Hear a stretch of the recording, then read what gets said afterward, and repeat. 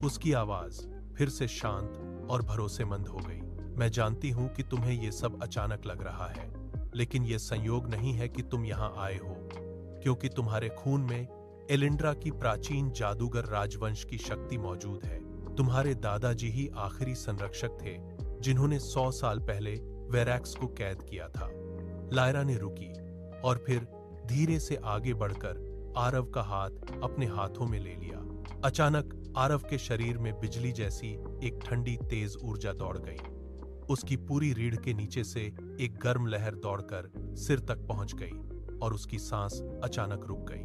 थोड़ी देर बाद उसकी हथेली के बीचों बीच से धीरे धीरे हल्की नीली चमक निकलने लगी। ये चमक धीरे धीरे बढ़ती गई, पूरी हथेली को ढक लिया, फिर कलाई तक और फिर पूरी बांह तक फैल गई।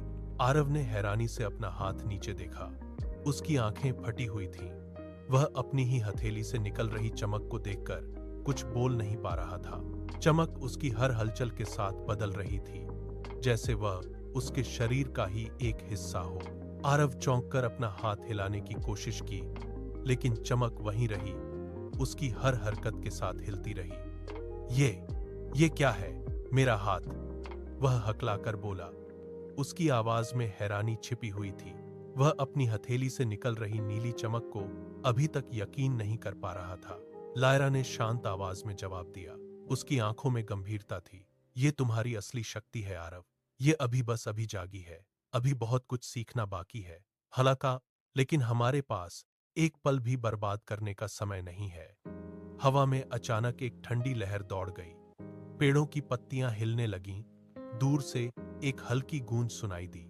लायरा का चेहरा फिर से गंभीर हो गया। उसने आसमान की तरफ एक नजर डाली। अभी जागी हुई इस शक्ति को नियंत्रित करना आरव के लिए किसी चुनौती से कम नहीं होगा। हर कदम पर नई मुश्किलें इंतजार कर रही हैं। रास्ते में वेरैक्स की भेजी हुई अंधेरी छायाएं पहले से ही उन्हें घेरने के लिए तैयार बैठी हैं। वे हर मोड़ पर छुपकर इंतजार कर रही हैं। जैसे ही मौका मिलेगा वे हमला कर देंगी। आरव को न तो रास्ता पता है, न ही अपनी शक्ति के बारे में कुछ ज्ञान है। वह बस एक साधारण स्कूल का लड़का है जिसने आज से पहले कभी किसी से लड़ाई नहीं की है। क्या आरव वाकई में वेरैक्स का सामना कर सकता है? क्या वह समय रहते अजराक पर्वत तक पहुंचकर एथर हार्ट को बचा सकेगा? क्या वह दोनों दुनियाओं को वेरैक्स के कब्जे से बचा पाएगा?